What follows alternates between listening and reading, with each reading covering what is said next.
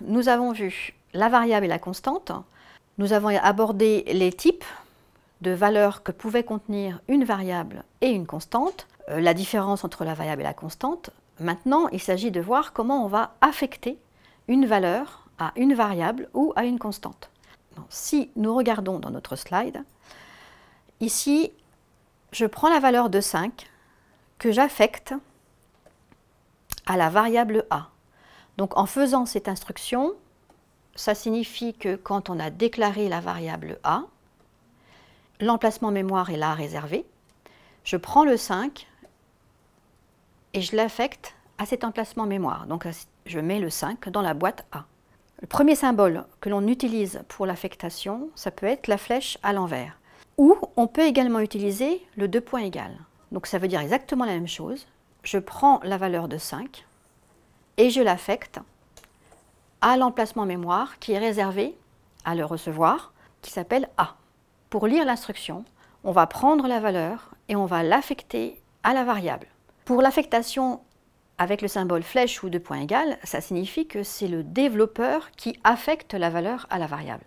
Maintenant, un développeur peut très bien laisser l'utilisateur devant l'écran saisir une valeur. Donc en l'occurrence, si c'est le cas, j'ai une instruction qui s'appelle saisir A.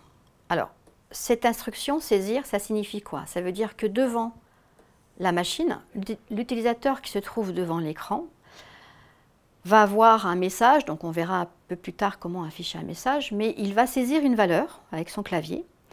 Et nous, développeurs, on se dit que la valeur qui va être saisie, on va la stocker dans la variable A, puisqu'on a mis saisir A, donc la valeur saisie au clavier va rentrer dans la boîte A. Donc nous, développeurs, on ne sait pas quelle est la valeur qui va être saisie par l'utilisateur. Mais ça ne change en rien le traitement, puisque nous allons travailler avec la variable. Donc au départ, on déclare la variable, toujours pareil. On déclare l'emplacement mémoire, qui s'appelle A. La valeur qui va être saisie dedans sera un type entier. Ensuite, l'utilisateur va voir à l'écran s'afficher un message que le développeur mettra à l'utilisateur. Et quand l'utilisateur va saisir une valeur, cette valeur va être stockée dans la variable A. Donc ça, c'est pour l'affectation. Donc il faut retenir que soit nous, développeurs, nous affectons une valeur à une variable ou une constante avec le symbole flèche retournée ou 2 points égal, soit on affecte une valeur en demandant à l'utilisateur de saisir au clavier une valeur que l'on va stocker dans la variable. Après avoir affecté une valeur à une variable, il est important aussi de savoir comment afficher cette valeur à l'écran. Donc on a une deuxième instruction de base qui s'appelle afficher. Et là, en l'occurrence, dans mon petit extrait d'algo, quand je mets afficher A, l'ordinateur va aller chercher l'emplacement mémoire qui s'appelle A. Admettons que dans cet emplacement, j'ai un 10, une valeur de 10.